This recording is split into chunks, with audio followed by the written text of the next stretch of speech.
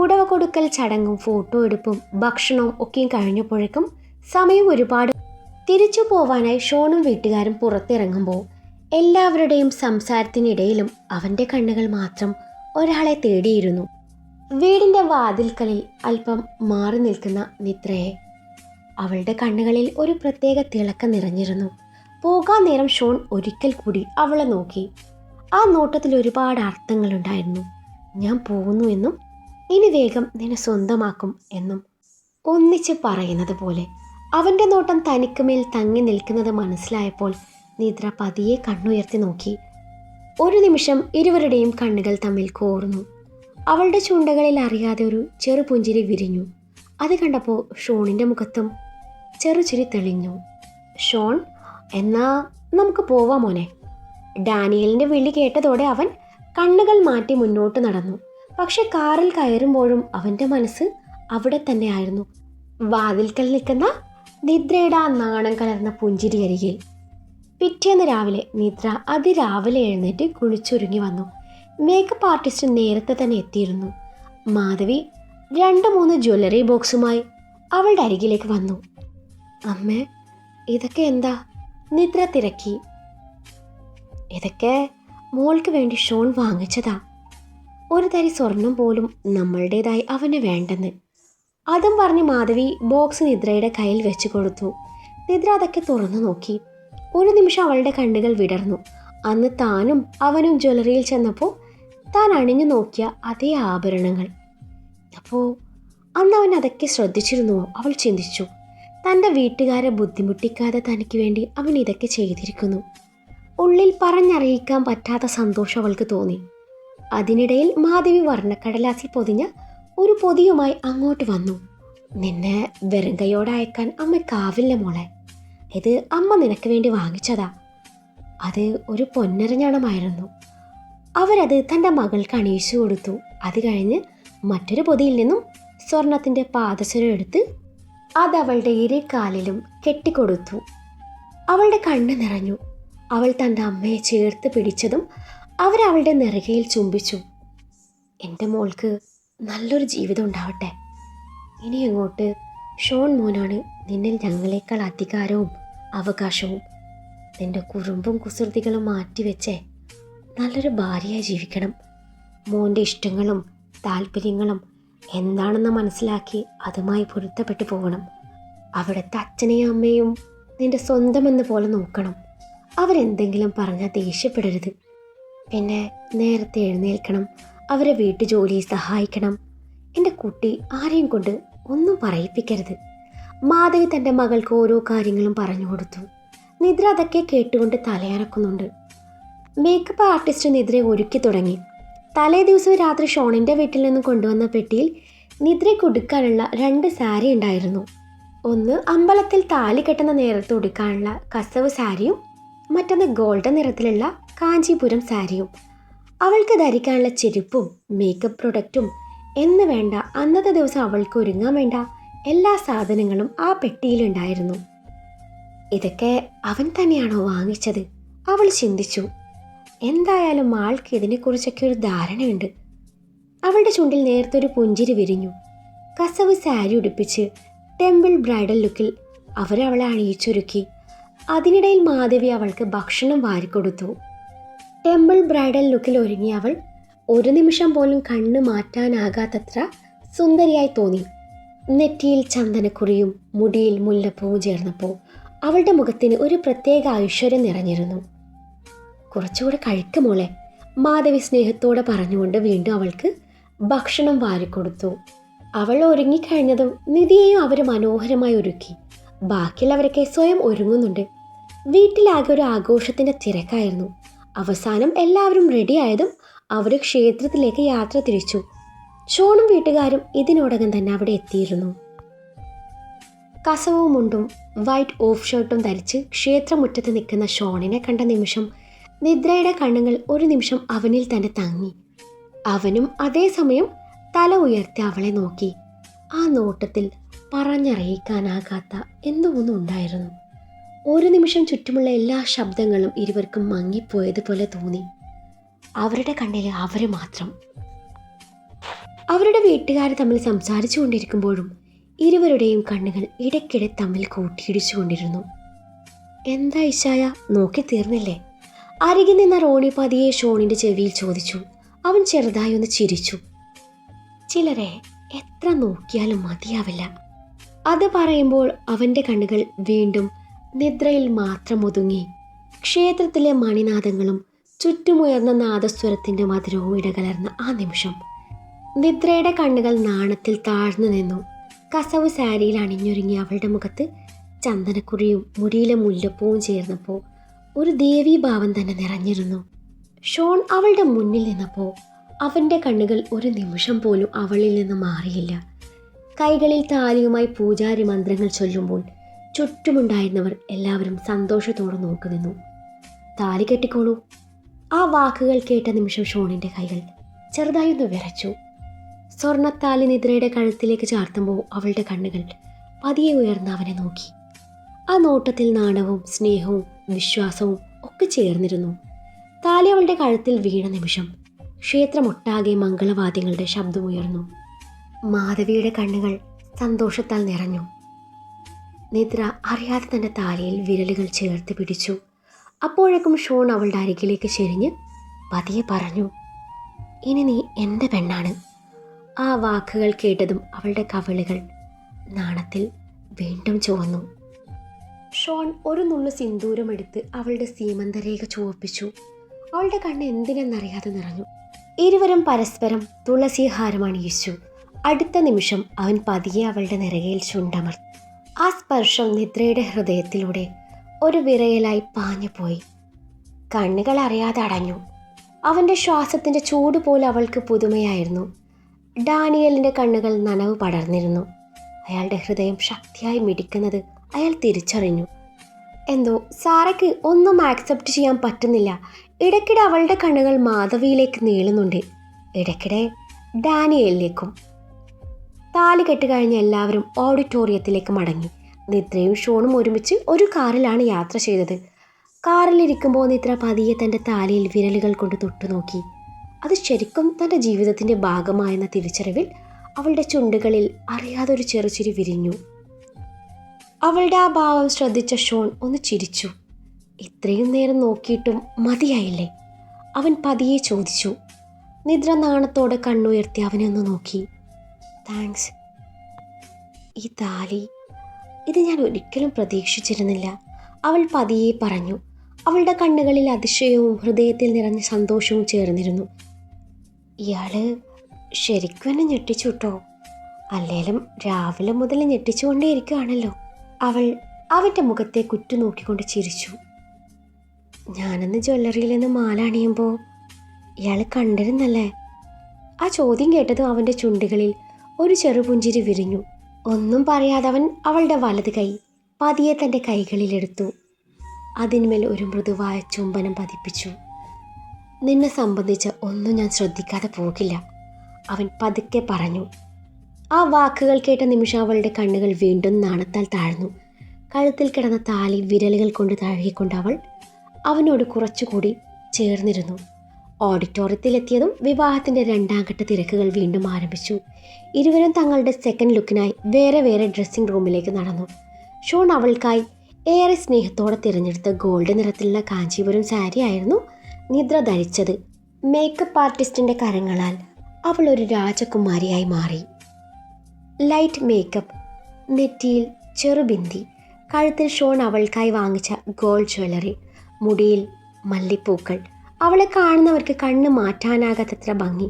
അതേസമയം Sean golden നിറത്തിലുള്ള royal ജോധ്പൂരി സ്യൂട്ടിൽ അതീവ ഹാൻസം ആയിരുന്നു. സ്യൂട്ടിൻ്റെ രാജകീയ ഭംഗി അവൻ്റെ ആത്മവിശ്വാസമുള്ള നോട്ടത്തിനോടൊപ്പം ചേർന്നപ്പോൾ അവനൊരു രാജകുമാരനെ പോലെ തോന്നിച്ചു. റെഡിയായി കഴിഞ്ഞതും അവൻ്റെ മനസ്സ് ആദ്യം തിരിഞ്ഞത് നിദ്രയായിരുന്നു. അവളെ കാണാനുള്ള ആകാംക്ഷയോടെ ഷോൺ പതുക്കെ മേക്കപ്പ് റൂമിൻ്റെ വാതിൽ തുറന്ന് അകത്തേക്ക് നടന്നു. അവിടെ കണ്ണാടിക്ക് മുന്നിൽ നിൽക്കുന്ന നിദ്രയെ കണ്ട നിമിഷം അവൻ നിശ്ചലമായി. അവൻ്റെ കണ്ണുകളിൽ അത്ഭുതവും പ്രണയവും ഒരുമിച്ച് തെളിഞ്ഞു. നിദ്ര, അവൻ മൃദുവായി വിളിച്ചു. ആ വിളി കേട്ട് കണ്ണാടിയിലൂടെ അവന് നോക്കിയ അവളുടെ അധരങ്ങളിൽ നാണം കലർന്നൊരു പുഞ്ചിരി വിരിഞ്ഞു. ഗോൾഡൻ കാഞ്ചീപുരം സാരിയിൽ അണിഞ്ഞൊരുങ്ങി അവൾ അതിസുന്ദരിയായി കാണപ്പെട്ടു. സാരിയുടെ സ്വർണ്ണത്തിളക്കം അവളുടെ മൃദുവായ മുഖഭാവങ്ങളോട് ചേർന്നപ്പോൾ അവളിൽ നിന്ന് കണ്ണു മാറ്റാൻ പോലും അവന് പ്രയാസമായിരുന്നു. കഴുത്തിൽ കിടന്ന താലി അവളുടെ ഭംഗിയെ കൂടുതൽ പൂർണ്ണമാക്കി. മുടിയിൽ ചാർത്തിയ മുല്ലപ്പൂവിൻ്റെ സുഗന്ധം മുറി മുഴുവനും പടർന്നിരുന്നു. ഷോൺ പതിയെ അവളുടെ അടുത്തേക്ക് നടന്നു. അവൻ്റെ കണ്ണുകൾ മുഴുവനും അവളിൽ തന്നെ തങ്ങി നിന്നു. എത്ര സുന്ദരിയാകാൻ ആരാണ് നിന്നോട് പറഞ്ഞ്? എനിക്ക് കണ്ണെടുക്കാൻ തോന്നുന്നില്ല, അവൻ ചെറുചിരിയോടെ ചോദിച്ചു. അവൾ നാണത്തിൽ കണ്ണുകൾ താഴ്ത്തി. ഇങ്ങനെ നോക്കല്ലേ, അവൾ പതിയെ പറഞ്ഞു. നോക്കാതിരിക്കാൻ പറ്റുമോ? അവൻ അവളുടെ പിന്നിൽ വന്ന് നിന്നു. കണ്ണാടിയിലൂടെ ഇരുവരുടെയും പ്രതിബിംബം ഒരുമിച്ച് തെളിഞ്ഞു. ഒരു നിമിഷം അവനൊന്നും പറഞ്ഞില്ല. അവളുടെ കണ്ണിലേക്ക് മാത്രം നോക്കി നിന്നു. ഇപ്പോൾ ശരിക്കും ഒരു രാജകുമാരിയെ പോലുണ്ട്, എൻ്റെ മാത്രം രാജകുമാരി. അവൻ്റെ സ്വരം അത്രമേൽ ആർദ്രമായിരുന്നു. ആ വാക്കുകൾ കേട്ടതും അവളുടെ കവിളുകൾ നാണത്തിൽ ചുവന്നു. അവൾ കണ്ണാടിയിലൂടെ അവനെ നോക്കി പുഞ്ചിരിച്ചു. ഷോൺ പതിയെ അവളുടെ തോളിലേക്ക് വീണ് കിടക്കുന്ന മുടിയിഴകൾ ഒതുക്കി മാറ്റി. അവൻ്റെ വിരലുകൾ സ്പർശിച്ച നിമിഷം അവൾ ചെറുതായി വിറച്ചു. അവളുടെ തോളിൽ അവൻ മൃദുവായി ചുണ്ടമർത്തി. ആ ചുംബനത്തിൻ്റെ ചൂട് അവളുടെ ഹൃദയത്തിലേക്ക് വരെ പടർന്നു. അവൾ പതിയെ കണ്ണുകൾ അടച്ചു. ശ്വാസം പോലും ഒന്ന് തടയുന്നത് പോലെ. കണ്ണാടിയിലൂടെ അവൻ ഇപ്പോഴും അവളെ തന്നെയായിരുന്നു നോക്കിയത്. ഇങ്ങനെ നാണിച്ചാ ഞാൻ രാത്രിയിൽ ഒരുപാട് ബുദ്ധിമുട്ടുമല്ലോ, അവൻ ചെറുചിരിയോടെ പറഞ്ഞു. അവൻ്റെ വാക്കുകൾ കേട്ടതും അവളുടെ കവിളുകൾ വീണ്ടും ചുവന്നു. ഡോക്ടറെ, അവൾ നാണം കലർന്ന സ്വരത്തിൽ വിളിച്ചു. അന്നേരം അവൻ അവളെ തന്നിലേക്ക് അടുപ്പിച്ചു, നെറുകയിൽ ചുംബിച്ചു. ഇനിയും താൻ ഇവിടെ നിന്നാൽ ശരിയാവില്ലെന്ന് പറഞ്ഞവൻ അവിടെ നിന്ന് ഇറങ്ങി നടന്നു. വിവാഹ ആഘോഷം ഉച്ചയോടെ കഴിഞ്ഞു. ഡാനിയലും റോണിയും ഓടിച്ചാടി നടന്ന് കാര്യങ്ങളൊക്കെ നടത്തുമ്പോൾ സാറ എല്ലാത്തിൽ നിന്നും ഒഴിഞ്ഞു മാറി ഒരു ഭാഗത്ത് നിന്നു. റബേക്ക ആണെങ്കിൽ മമ്മിയെ പേടിച്ച് കൂടുതൽ ചിൽ ചെയ്യാൻ നിന്നില്ല. എങ്കിലും ഷോണിന് വേണ്ടി ഒരു സഹോദരിയുടെ കടമകളൊക്കെയും അവൾ ചെയ്തിരുന്നു. ലിയ തൻ്റെ പപ്പയുടെയും മമ്മിയുടെയും കൂടെ വിവാഹത്തിന് വന്നിരുന്നു. അവരുടെ വീട്ടിൽ നിന്ന് ആഘോഷങ്ങൾ നടക്കുന്നത് കൊണ്ട് അവർ പെട്ടെന്ന് മടങ്ങി. നിദ്ര അണിഞ്ഞ വസ്ത്രവും ആഭരണവും കണ്ട് ഡെയ്സിക്ക് വല്ലാത്ത അസൂയ തോന്നി. അതൊക്കെയും സ്വർണ്ണമൊന്നും ആയിരിക്കില്ല, അത്രയും സ്വർണം വാങ്ങിക്കാൻ അവർക്ക് എവിടുന്ന പണം എന്നും പറഞ്ഞ് സാറയെ ഇളക്കി വിട്ടിട്ടാണ് ഡെയ്സി പോയത്. എല്ലാം കഴിഞ്ഞ് ആഘോഷങ്ങളുടെ ശബ്ദവും ചിരികളും പതിയെ മങ്ങിത്തുടങ്ങി. പെണ്ണ് ചെറുക്കൻ്റെ വീട്ടിലേക്ക് ഇറങ്ങാൻ നേരമായതും നിദ്രയുടെ മുഖം വാടി തുടങ്ങി. ഇത്രയും നേരം സന്തോഷത്തോടെ ചിരിച്ചു നിന്ന കണ്ണുകൾ ഇപ്പോൾ നിറഞ്ഞിരിക്കുന്നു. അമ്മയുടെ കൈ പിടിച്ചു നിന്ന അവൾക്ക് ആ കൈ വിട്ടുപോകാൻ തന്നെ മനസ്സിലായിരുന്നു. നിഖിൽ ഒന്നും പറയാതെ അവളെ തന്നെ നോക്കി നിന്നു. പക്ഷെ ആ കണ്ണുകളിൽ ഒളിപ്പിച്ച വേദന അവൾക്ക് വ്യക്തമായിരുന്നു. ഞാൻ പോട്ടെ അമ്മേ, വിറയുന്ന ശബ്ദത്തിൽ അവൾ പറഞ്ഞതും അമ്മ അവളെ ചേർത്ത് പിടിച്ചു, നെറുകയിൽ ചുംബിച്ചു. ആ നെഞ്ചിലൊതുങ്ങിയ നിമിഷം നിദ്രയുടെ കണ്ണുനീർ അടക്കാനായില്ല. അവൾ കരയുന്നത് കണ്ടപ്പോൾ ഷോൺ പതിയെ അവളുടെ അരികിലേക്ക് വന്നു. ഏട്ടാ, ഞാൻ പോവാ, നിഖിലിൻ്റെ കൈ പിടിച്ച് അവൾ പറഞ്ഞതും അവനൊന്ന് പതിയെ മൂളി. അവൻ അവളുടെ മുഖത്ത് നോക്കാൻ പോലും ആവുന്നില്ല. നോക്കിയാ ഇപ്പോൾ കരഞ്ഞു പോകുമെന്ന് അവനറിയാമായിരുന്നു. ഏട്ടാ, ഞാൻ പോവാണെന്ന്, ഇങ്ങോട്ട് നോക്കേട്ടാ. അവൻ്റെ മുഖം അവൾ തനിക്ക് നേരെ പിടിച്ചുകൊണ്ട് പറഞ്ഞതും നിഖിൽ വിതുമ്പലോടെ അവളെ ഇറുകെ പുണർന്നു. നിഖിലിനെ കെട്ടിപ്പിടിച്ച് കരഞ്ഞുകൊണ്ട് നിദ്ര യാത്ര പറഞ്ഞിറങ്ങി. നിധിയെ ചേർത്ത് പിടിച്ചുകൊണ്ട് നിദ്ര അവളുടെ കവിളിലൊന്ന് തഴുകിയപ്പോൾ നിധിയുടെ കണ്ണ് നിറഞ്ഞു. ചേച്ചി. നിധി നിദ്രയെ ചേർത്ത് പിടിച്ച് കവിളിൽ ഉമ്മ വെച്ചപ്പോൾ നിദ്രയ്ക്ക് തൻ്റെ കണ്ണുനീര് അടക്കി നിർത്താനായില്ല. നിറക്കണ്ണുകളോടെ നിൽക്കുന്ന അബിയും അവളുടെ തൊട്ടരികിൽ നിൽക്കുന്ന ജനനയും നിദ്ര ഇരുവരെയും ചേർത്ത് പിടിച്ചു കണ്ടുകൊണ്ട് യാത്ര പറഞ്ഞു. സരളയും സനീഷും രജനിയും എല്ലാവരും അവിടെയുണ്ട്. അവൾ എല്ലാവരെയും നോക്കി കൈ കാണിച്ചു. ബാക്കി എല്ലാവരോടും യാത്ര പറഞ്ഞവൾ ഷോണിനൊപ്പം മുന്നോട്ട് നടന്നു. കാറിലേക്ക് കയറാൻ നേരം നിദ്ര ഒരിക്കൽ കൂടി തിരിഞ്ഞു നോക്കി. ഷോൺ അവളുടെ കയ്യിൽ തൻ്റെ കൈ കോർത്ത് പിടിച്ചു. ആ സ്പർശം പറയാതെ പറഞ്ഞു, ഇനി ഞാൻ കൂടെയുണ്ട്. സനീഷ് ആ കാഴ്ച ഒരു നിമിഷം നോക്കി നിന്നു. ശേഷം അവിടെ നിന്ന് മാറി നിന്നു. നിറഞ്ഞ കണ്ണുകൾ മറക്കാൻ പാടുപെടുന്ന നിഖിലിനെ ജനനി നോക്കി കാണുകയാണ്. നിദ്ര അവൻ എത്രത്തോളം പ്രിയപ്പെട്ടതാണെന്ന് അവൾ തിരിച്ചറിയുകയായിരുന്നു. ഓടിച്ചെന്നവനെ തൻ്റെ നെഞ്ചോട് അടുപ്പിച്ചു ആശ്വസിപ്പിച്ചാലോ എന്ന് വരെ ജനനി ചിന്തിച്ചു. റബേക്കയും റോണിയും ആൽബിയും കുറച്ച് മുന്നേ പോയിരുന്നു. ഡാനിയലും സാറയും ഷോണും നിദ്രയും ഒരു കാറിലാണ് ഷോണിൻ്റെ വീട്ടിലേക്ക് തിരിച്ചത്. ഡാനിയലായിരുന്നു ഡ്രൈവ് ചെയ്തത്. സാറ കോ ഡ്രൈവിംഗ് സീറ്റിലിരുന്നപ്പോൾ നിദ്രയും ഷോണും പിറകിലിരുന്നു. വണ്ടി നീങ്ങി തുടങ്ങി. വണ്ടിയിൽ ഒരു നിശബ്ദത പടർന്നു. ഷോൺ നിദ്രയെ ആശ്വസിപ്പിക്കുകയാണ്. അവൻ നിദ്രയുടെ കൈ തൻ്റെ കൈകളിൽ ചേർത്ത് പിടിച്ചു. അവളുടെ വിരലുകൾ ചെറുതായി വിറക്കുന്നത് അറിഞ്ഞതും അവൻ മൃദുവായി ചോദിച്ചു, ഇനിയും പേടിയാണോ? നിദ്ര പതിയെ അവൻ്റെ തോളിലേക്ക് ചാരിയിരുന്നു. അവൻ അവളുടെ നെറ്റിയിൽ വീണ മുടിയിഴകൾ സാവധാനം മാറ്റി. ഇനി ഒന്നും ചിന്തിക്കണ്ട, നീ ഒറ്റയ്ക്കല്ല, ഞാനുണ്ടല്ലോ. അവൻ്റെ ശബ്ദത്തിൽ ആ കരുതൽ കേട്ടതും അവളുടെ കണ്ണുകൾ നിറഞ്ഞു. ഷോൺ അതറിഞ്ഞതും അവളുടെ കയ്യിൽ മുറുക്കി പിടിച്ചു. വീട്ടിലെത്തിയതും സാറ നിദ്രയെ വിളക്ക് നൽകി അകത്തേക്ക് സ്വീകരിച്ചു. നിദ്രയുടെ ഉള്ളിൽ ചെറിയൊരു നീരസമുണ്ടെങ്കിലും ഡാനിയലിനെ ഭയന്ന് അവളത് പുറത്ത് കാണിക്കാതെ നിദ്രയോട് നല്ല രീതിയിൽ പെരുമാറി. വീട്ടിലെ ചടങ്ങുകൾ കഴിഞ്ഞ് റബേക്ക നിദ്രയ്ക്ക് മുറി കാട്ടിക്കൊടുത്തു. അത് കഴിഞ്ഞ് അവൾ ഓർണമെൻറ്റ്സ് ഒക്കെ അഴിക്കാൻ നിദ്രയെ സഹായിച്ചു. റബേക്കയ്ക്ക് നിദ്രയോട് ഒരു ഇഷ്ടക്കേടും ഇല്ലായിരുന്നു. ഓർണമെൻറ്റ്സ് ഒക്കെ അഴിച്ചു കഴിഞ്ഞതും റബേക്ക അവിടെ നിന്ന് പോയി. അവൾ പോയതും സാരി പോലും മാറാതെ നിദ്ര അറിയാതെ ബെഡിലേക്ക് ചാഞ്ഞു. അവൾക്ക് നല്ല ക്ഷീണമുണ്ടായിരുന്നു. അമ്മയെ പിരിഞ്ഞ് നിൽക്കുന്നത് ഓർത്തപ്പോൾ അവളുടെ കണ്ണ് നിറഞ്ഞു. ഓരോന്നും ഓർത്ത് അവൾ അറിയാതെ മയങ്ങിപ്പോയി. ഷോൺ മുറിയിലേക്ക് വരുമ്പോൾ നിദ്ര മയക്കത്തിലായിരുന്നു. മുറിയുടെ വാതിൽ പതിയെ തുറന്ന് ഷോൺ അകത്തേക്ക് കയറി. മുറിയിലാകെ മങ്ങിയ ലൈറ്റിൻ്റെ സ്വർണ്ണ നിറം പടർന്നിരുന്നു. പൂക്കളുടെ മണം ഇപ്പോഴും വായുവിൽ തങ്ങി നിന്നു. അവൻ്റെ കണ്ണുകൾ നേരെ ബെഡിലേക്കെത്തി. സാരി പോലും മാറാതെ നിദ്ര ബെഡിൽ ഒരു വശത്തേക്ക് ചെരിഞ്ഞു കിടക്കുകയായിരുന്നു. കൈകളിലെ മെഹന്തി അപ്പോഴും തിളങ്ങി നിന്നു. കണ്ണുകൾ അടഞ്ഞിരുന്നുവെങ്കിലും കൺപീലികളുടെ അരികിൽ ഉണങ്ങാത്ത കണ്ണുനീർ പാടുകളുണ്ടായിരുന്നു. അത് കണ്ട നിമിഷം ഷോണിൻ്റെ മുഖത്ത് ചിരി മങ്ങിപ്പോയി. അവൻ പതിയെ അവളുടെ അരികിലേക്ക് നടന്നു. ശബ്ദമൊന്നും ഉണ്ടാക്കാതെ ബെഡിൻ്റെ വക്കിൽ വന്നിരുന്നു. നിദ്ര, അവൻ മൃദുവായി വിളിച്ചു. പക്ഷേ അവൾ ആഴമുള്ള ക്ഷീണത്തിൽ മയങ്ങിയിരുന്നു. അവൻ കുറച്ചു നിമിഷം അവളെ നോക്കി നിന്നു. ഇന്നത്തെ ദിവസം മുഴുവനും അവൾ എത്ര ക്ഷീണിച്ചിരുന്നെന്ന് അവന് മനസ്സിലായി. സ്വന്തം വീട്ടിൽ നിന്ന് അകന്ന് പുതിയൊരു വീട്ടിലേക്കെത്തിയ പെൺകുട്ടിയുടെ മനസ്സ് എത്രത്തോളം വേദനിക്കുന്നുണ്ടാവുമെന്ന് അവൻ തിരിച്ചറിഞ്ഞു. അവൻ്റെ വിരലുകൾ പതിയെ അവളുടെ നെറ്റിക്കരികിലെത്തി. ചിതറിയ മുടിയിഴകൾ സാവധാനം മാറ്റിവെച്ചു.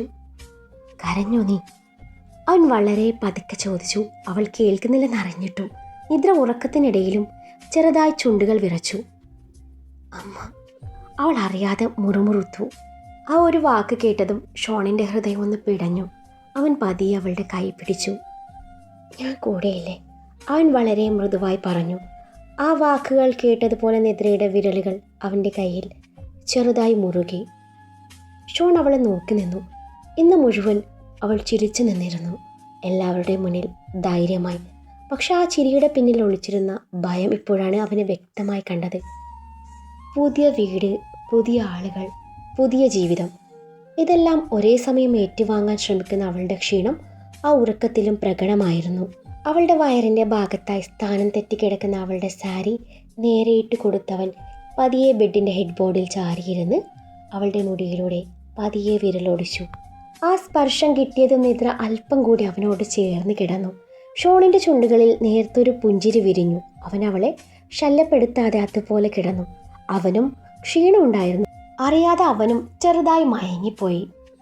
ഡോറിൽ തട്ടുന്നത് കേട്ടിട്ടാണ് ഇരുവരും ഉറക്കമുണരുന്നത്. നിദ്ര ചാടിപ്പിടഞ്ഞെഴുന്നേറ്റ് നേരിയ ഭയത്തോട് ഷോണിനെ നോക്കി. അയ്യോ, സമയം ഒരുപാട് വൈകിയോ?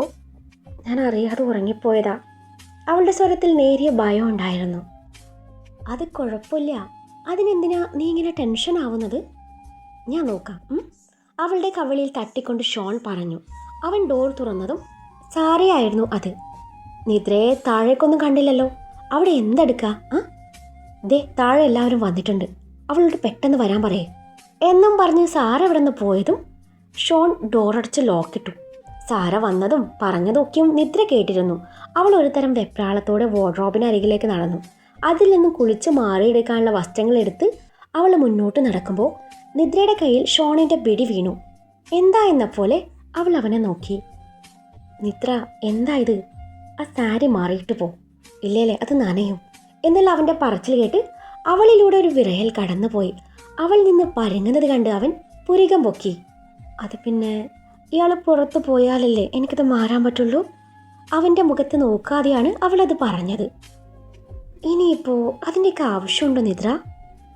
ഇനി നിനക്ക് അത്രയ്ക്ക് ബുദ്ധിമുട്ടാണെങ്കിൽ ഞാൻ കണ്ണടച്ച് നിൽക്കാം. നീ സാരി മാറിക്കോ. കുറുമ്പോട് അവനത് പറഞ്ഞത് കേട്ട് നിദ്രയുടെ ശ്വാസം ഒന്ന് തടഞ്ഞു പോയി. കൈകളിൽ പിടിച്ചിരുന്ന സാരിയുടെ അറ്റം അവൾ മുറുകെ പിടിച്ചു. അയ്യേ, നാണില്ലാത്തവൻ, അവൾ പതിഞ്ഞ സ്വരത്തിൽ പെറുപെറുത്തു. മുഖമുയർത്തി നോക്കാൻ പോലും ധൈര്യം വരാത്ത പോലെ അവൻ ചിരിയോടെ പുരികമുയർത്തി. ഞാൻ പറഞ്ഞല്ലോ കണ്ണടച്ച് നിൽക്കാന്ന്, അവൻ കുറുമ്പോടെ പറഞ്ഞു. അവളുടെ കവിളുകൾ ചുവന്നു. ദേഷ്യമാണോ ലജ്ജയാണോ അവൾക്ക് തന്നെ മനസ്സിലാവുന്നില്ല. ഇയാളിപ്പം അങ്ങനെ കണ്ണടച്ച് നിൽക്കണ്ട, പോ അവിടുന്ന്. അതും പറഞ്ഞ് അവൻ ഉന്തിത്തള്ളി മുറിക്ക് വെളിയിലാക്കി. അതിനിടയിൽ അവൻ അവളുടെ അരയിലൂടെ വട്ടം ചുറ്റി പിടിച്ചു അവനോട് അടുപ്പിച്ചു. അതെ, നേരത്തെ നീ ഉറങ്ങുമ്പോഴേ ഇവിടെ ഞാൻ മിന്നായം പോലെ ഒരു കൂട്ടം കണ്ടിരുന്നു. അതൊന്ന് ശരിക്കും കണ്ടിട്ടേ ഞാൻ പൊയ്ക്കോളാം. അവളുടെ സാരിക്കിടയിലൂടെ ദൃശ്യമായ വയറിൽ പതിയെ തഴുകിക്കൊണ്ടവൻ പറഞ്ഞതും അവളൊന്ന് വെട്ടിവിറച്ചു. അമ്മ രാവിലെ കെട്ടിത്തന്ന അരഞ്ഞാണത്തിൻ്റെ കാര്യമാണ് അവൻ പറയുന്നതെന്ന് മനസ്സിലായ നിദ്രയുടെ മുഖം നാണത്താൽ ചുവന്നു വന്നു. പോടന്ന്, ഈ ഡോക്ടർ ഇത്രയും പഞ്ചാരക്കുഞ്ചുവാണെന്ന് ഞാൻ അറിഞ്ഞില്ല. തൻ്റെ വയറിൽ പതിഞ്ഞ അവൻ്റെ കൈ അവൾ എടുത്തു മാറ്റി. അവൾ ഡോറടക്കാൻ ഒരുങ്ങിയതും അവൻ ഡോറിൽ ശക്തമായി പിടിച്ചു. നിന്നെ ഞാൻ രാത്രി എടുത്തോളാം. അപ്പോഴും ഇങ്ങനെ തന്നെ പറയണം കേട്ടോടി കെട്ടിയോളെ. അവളെ മൊത്തത്തിൽ നിന്ന് ഒഴിഞ്ഞുകൊണ്ട് അവൻ പറഞ്ഞു. അതവളിൽ നാണം നിറച്ചു. അവൻ്റെ മുഖത്ത് പോലും നോക്കാനാവുന്നില്ല. അതെ, ഒന്ന് പോകുന്നേ പ്ലീസ്. ഇനിയും വൈകിയ മമ്മിയുടെ വായിൽ നിന്നും കേൾക്കേണ്ടി വരിക ഞാനായിരിക്കും, നിദ്ര വാടിയ മുഖത്തോടെ പറഞ്ഞു. നീ എങ്ങനെ ധൃതി കാട്ടി താഴേക്ക് പോകുമെന്ന് വേണ്ട, സാവധാനം പോയാൽ മതി. അവർക്കെന്താ മനസ്സിലാവാത്ത നീ ഇന്ന് എത്രത്തോളം ടയേർഡായിരിക്കുമെന്ന്? ഷോൺ അത് പറയവേ നിദ്ര അവനൊന്ന് നോക്കി. അവൻ തന്നെ എത്രത്തോളം മനസ്സിലാക്കിയിരിക്കുന്നു. താൻ ആദ്യം കണ്ട ഷോണിൽ നിന്നും അവൻ ഒരുപാട് മാറിയിരിക്കുന്നു. അവൾ ചിന്തിച്ചു. തൻ്റെ മുഖത്തേക്ക് നോക്കി എന്തൊക്കെയോ ചിന്തിച്ചു കൂട്ടുന്ന നിദ്രയെ കണ്ട് ഷോൺ അവളുടെ നെറ്റിയിൽ നെറ്റിമുട്ടിച്ചു. അതെ, ഞാൻ ഒരുപാട് നേരമൊന്നും മുറിക്ക് വെളിയിൽ നിൽക്കില്ല. 2 മിനിറ്റ്, അതിനുള്ളിൽ എന്താന്ന് വെച്ചാൽ ചെയ്തേക്കണം. അവനത് പറഞ്ഞതും അവൾ ശരി എന്ന് പറഞ്ഞ് ഡോർ അടച്ച് ലോക്കിട്ടു. ഷോൺ മുറിക്ക് വെളിയിൽ നിന്നുകൊണ്ട് തൻ്റെ താടിയൊന്ന് ഒഴിഞ്ഞു. ആ നേരത്താണ് റോണി അതുവഴി വരുന്നത്. മുറിക്ക് വെളിയിൽ നിൽക്കുന്ന ഷോണിനെ കണ്ടപ്പോൾ അവന് ചിരിയാണ് വന്നത്. അത് ശരി, ചേച്ചി ഇച്ചായനെ മുറിയിൽ നിന്നും പുറത്താക്കിയല്ലേ എന്നും പറഞ്ഞ് ചിരിക്കുന്ന റോണിയെ കണ്ടപ്പോൾ ഷോൺ ആറ്റിറ്റ്യൂഡ് വിടാതെ നിന്നു. നാളെ നീയും പുറത്തായിക്കോളും, ഷോൺ അതിനിടയിൽ പിറുപിറുത്തു. പിന്നെ അതിനിത്തിരി പുളിക്കും. അവൾ പുറത്താക്കിയാലും ഞാൻ പുറത്ത് നിൽക്കില്ല, അതാണ് നമ്മുടെ വിജയം എന്നും പറഞ്ഞു പോകുന്ന റോണിയെ ഷോൺ ഒന്ന് നോക്കിപ്പോയി. ആകെ നാണക്കേടായി. തൻ്റെ നെറ്റിത്തടം അമർത്തി ഒഴിഞ്ഞുകൊണ്ട് ഷോൺ പറഞ്ഞു. ആ നേരത്താണ് ഡോർ തുറക്കുന്ന ശബ്ദം കേൾക്കുന്നത്. ചെറുതായി തുറന്ന് അവൾ പുറത്തേക്ക് തലയിട്ട് കഴിഞ്ഞു എന്ന് പറഞ്ഞതും അവളുടെ അടുത്ത പ്രവൃത്തി മുൻകൂട്ടി കണ്ട ഷോൺ ധൃതിയിൽ മുറിക്ക് അകത്തേക്ക് കയറി ഡോറടച്ച് ലോക്കിട്ടു. ബ്ലൗസും സ്കേർട്ടും ധരിച്ചു നിൽക്കുന്ന നിദ്ര മാറും വയറും മറയും വിധത്തിൽ ഒരു ടവൽ കഴുത്തിലൂടെ ഇട്ടിട്ടുണ്ട്. വാഷ്റൂമിലേക്ക് ഓടാൻ ഒരുങ്ങിയ നിദ്രയുടെ കയ്യിൽ അവൻ്റെ പിടി വീണു. അവൾ എന്തെങ്കിലും പ്രവർത്തിക്കും മുൻപ് ഷോൺ അവളുടെ അരയിലൂടെ വട്ടം ചുറ്റി പിടിച്ച് തന്നോട് അടുപ്പിച്ചു. അവൻ്റെ പ്രവൃത്തി അവളെ ഞെട്ടിച്ചു. വിടി ഡോക്ടറെ, അവൾ കുതറിക്കൊണ്ട് പറയവേ ഷോൺ അവളിലെ പിടി ഒന്നുകൂടി മുറുക്കി. അവളുടെ കഴുത്തിൽ കിടക്കുന്ന ടവൽ അവനെടുത്ത് സോഫയിലേക്ക് വലിച്ചെറിഞ്ഞു. ഷോണിൻ്റെ പെട്ടെന്നുള്ള പ്രവൃത്തിയിൽ നിദ്ര ഒന്ന് ഞെട്ടിപ്പോയി. അവൻ്റെ പിടിയിൽ നിന്ന് ഒഴിഞ്ഞു മാറാൻ അവൾ ശ്രമിച്ചെങ്കിലും അവൻ്റെ മുഖത്ത് ആ ചെറിയ കുസൃതിച്ചിരി കണ്ടപ്പോൾ അവൾക്ക് വീണ്ടും ഒരുതരം വെപ്രാളം തോന്നി. അവൻ്റെ ആ ദൃഢമായ ശരീരം അവളുടെ മൃദുലതയിൽ അമർന്നിട്ടുണ്ട്. അതവളിൽ വിറയലായി പടർന്നപ്പോൾ അവനതൊരു അനുഭൂതിയായി മാറി. വിടു ഡോക്ടറെ, അവൻ്റെ തോളിൽ അവളുടെ നഖ അമർന്നു. ഈ വിളി ഇനിയും മാറ്റാനായില്ലേ? അവളുടെ കവിളിൽ മുഖമിട്ടുരസിക്കൊണ്ട് അവൻ ചോദിച്ചു. അവൻ്റെ ശ്വാസത്തിൻ്റെ ചൂട് കവിളിൽ തട്ടിയപ്പോൾ അവൾ കണ്ണുകൾ മുറുക്കി അടച്ചു. തോളിൽ അമർന്നിരുന്ന അവളുടെ വിരലുകൾ അറിയാതെ ഒന്ന് അയഞ്ഞു. ഡോക്ടർ, അവളുടെ ശബ്ദം പോലും നേർത്ത് പോയിരുന്നു. ഷോൺ ചെറുതായി ചിരിച്ചു. ഇപ്പോഴും ഡോക്ടർ? അവൻ മന്ദമായി ചോദിച്ചു. അതോടൊപ്പം അവളുടെ കഴുത്തിലേക്ക് വീണ് കിടക്കുന്ന മുടി അവൻ പിന്നിലേക്ക് മാടി ഒതുക്കി. ഇറക്കി വെട്ടിയ കഴുത്തിലൂടെ കാണുന്ന മാറും ചുഴി അവൾ മുടി കൊണ്ട് മറച്ചിട്ടുണ്ടായിരുന്നു. മുടി മാറ്റിയതും അതവന് മുന്നിൽ ദൃശ്യമായി. അവൻ്റെ നോട്ടം അങ്ങോട്ട് നീളുന്നത് കണ്ടതും നിദ്രയുടെ ശ്വാസം ഒന്ന് വിറച്ചു. അവളുടെ ഹൃദയമിടിപ്പ് പോലും അവന് കേൾക്കാമെന്നായി. അവളുടെ മുഖം നാണത്താൽ ചുവന്നു.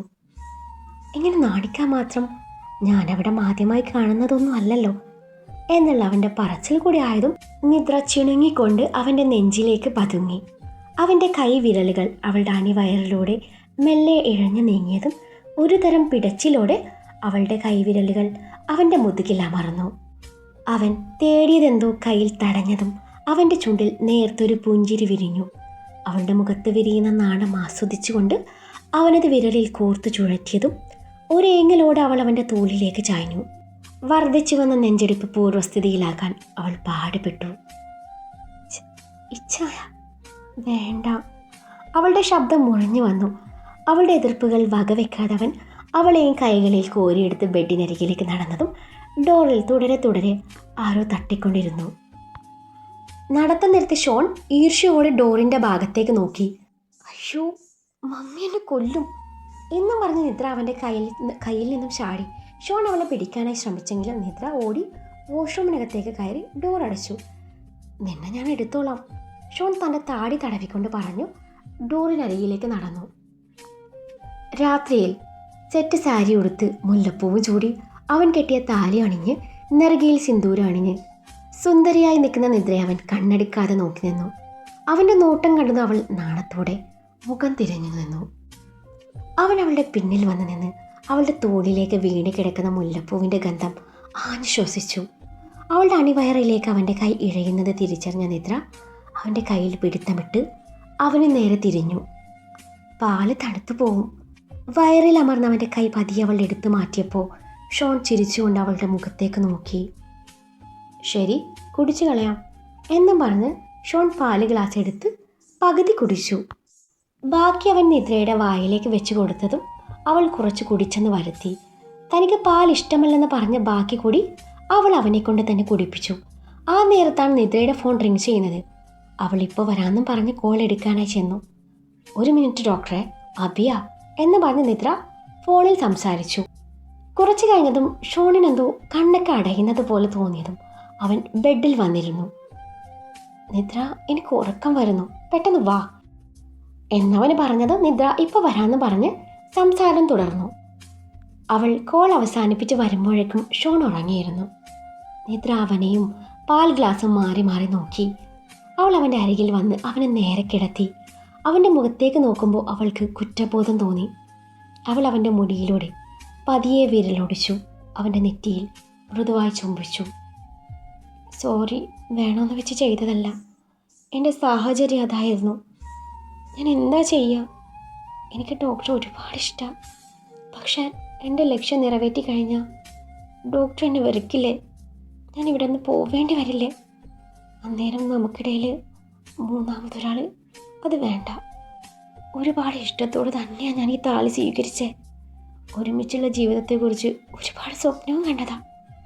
പക്ഷെ ആ ഫോൺ കോൾ, അതാണ് എന്നെക്കൊണ്ട് ഇത് ചെയ്യിപ്പിച്ചത്.